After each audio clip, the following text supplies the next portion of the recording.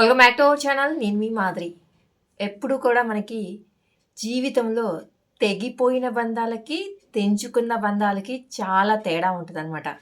ఈ రెండిటి మధ్య తేడా ఎంత ఉంటుంది అంటే, మన చేతులారా ఒక దీపాన్ని ఆర్పితేను, దానంతట అదే ఆరిపోతేను ఎంత తేడా ఉంటుందో అంత తేడా ఉంటుందన్నమాట ఏదైనా బంధం తెగిపోతే.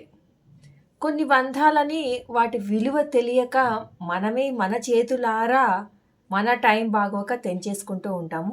కొన్ని బంధాలకి మన విలువ వాళ్ళకి తెలియక మనతో బంధాన్ని తెంచుకొని వెళ్ళిపోతూ ఉంటారనమాట. కానీ మన చేతులారా మనం తెంచుకునే బంధాలు మనము తర్వాత ఎంత రిగ్రెట్ ఫీల్ అయినా, అయ్యో అనవసరంగా అలా చేశానే, ఒక మంచి బంధాన్ని కోల్పోయానే, వాళ్ళే నాతో ఉండి ఉంటే ఇప్పుడు నా లైఫ్ ఎలా ఉండేదో తెలుసా అని ఎప్పుడు కూడా లైఫ్‌లో రిగ్రెట్ ఫీల్ అయ్యే విధంగా మాత్రం మనము బిహేవ్ చేయకూడదు.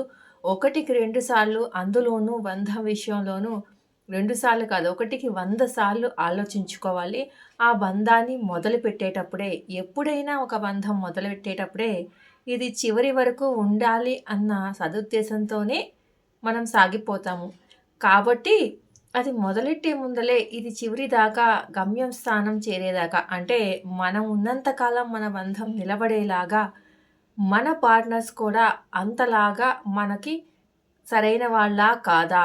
వాళ్ళతో ఉన్నటువంటి బంధం నిజంగానే అక్కడి దాకా మనల్ని తీసుకెళ్తుందా లేదా అని మీరు మొదలుపెట్టిన కొత్త రోజుల్లోనే మీరనొచ్చు, ఒకేసారి స్టార్టింగ్ ఎలా తెలుస్తదని. సరే పోను పోను మొదలెట్టిన కొత్త రోజుల్లోనే తెలిస్తే మీకు వాళ్ళు సరైన వాళ్ళు కాదు అన్నప్పుడు అప్పుడే ఆ బంధానికి స్వస్తి చెప్పండి. కానీ బంధం మొదలయ్యి అది స్ట్రాంగ్‌గా ఒక బిల్డ్ అయిన తరువాత అప్పుడు మీరు స్వస్తి చెప్తే, అప్పుడు మీరు బ్రేకప్‌లు చెప్పుకుంటే, అప్పుడు మీరు ఆ బంధానికి విలువివ్వకుండా చేతులారా తెంచేసుకుంటే తరువాత బాధపడాల్సింది మీరే.